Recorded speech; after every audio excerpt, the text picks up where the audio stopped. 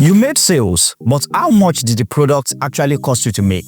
Welcome to day 2 of 60-second MBA, where I explain big business grammar in simple English. Today's terms is COGS or COGS, known as cost of goods sold. This is the direct money you spent to create the specific thing you sold, only the materials.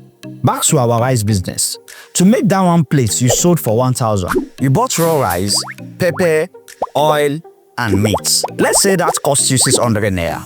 The cost of goods sold in this case is 600 naira. Please take notes. You don't count other expenses here. For example, your shop rent, the amount you pay your cook, and all. You don't count them here. This is literally only the price that it costs you to make that product. This is just the materials. Investors look at this to see if your product is too expensive. If your COGS is too high, you are working for nothing. Tomorrow, we are going to subtract COGS from your revenue.